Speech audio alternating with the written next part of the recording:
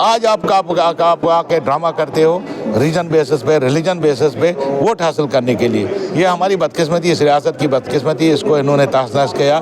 यही कहीं कि अवैध कब्जा जो किया जा चुका है, तो दूसरी तरफ देखने को ये मिला है कि कई ऐसे इलाके जहाँ पर अवैध कब्जा पर अभी भी एक्शन नहीं देखने को मिल रहा, क्या कहेंगे इसमें? देखिए, इन्होंने एक बात उठाई कि कश्मीरियों ने यहाँ कब्जा कर रखा है। आज़ाद साहब ने एक स्कीम लाई थी, रोशनी। उसने सोचा कि भाई हमको, पहले फारूक साहब ने बनाई थी कि हम उस पैसे से जो पैसा अवैध तरीके से कब्जे किए गए उनसे पैसा ले लेंगे और बिजली बनाएंगे इस रियासत के लिए। बाद में आज़ाद साहब ने उसको चेंज करके कुछ नए प्रोविज़न ला के वो ज़मीनें उनके हक में अलॉट कर दी।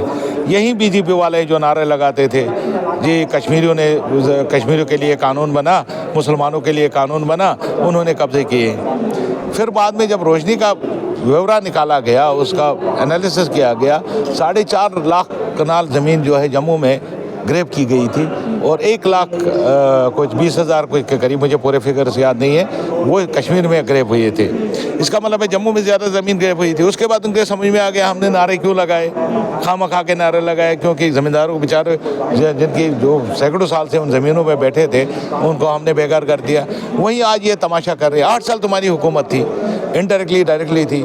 आप लोगों ने क्या किया, कितने लोगों से खाली करवाया अवैध जो बसे थे। आज आप आके ड्रामा करते हो रीजन बेसिस पे, रिलीजन बेसिस पे वोट हासिल करने के लिए। ये हमारी बदकिस्मती, इस रियासत की बदकिस्मती, इसको इन्होंने तहस-नहस किया। यही करके 47 से लेकर अभी तक इस रियासत के कई टुकड़ों में हम बट गए हैं। और अब ये जम्मू और कश्मीर एक ये था, हम मानते हैं जम्मू में अगर कोई IIT बनी, IIM बनी, ये जम्मू कश्मीर में बनी। हम नहीं कह रहे जम्मू में बनी, ये कश्मीर में बनी, कश्मीर को भी फ़ायदा होगा इससे। इसी तरह कश्मीर में भी कोई चीज़ बनती है तो जम्मू का फ़ायदा। लेकिन ये रीजनल बेसिस पे लोगों के जज्बात को उभार के वो वोट हासिल करना चाहते हैं। इन्होंने तबाही मचा दी यहाँ। मुझे बताओ, आज सबसे ज़्यादा 35 और 370 का नुकसान जम्मू का हुआ।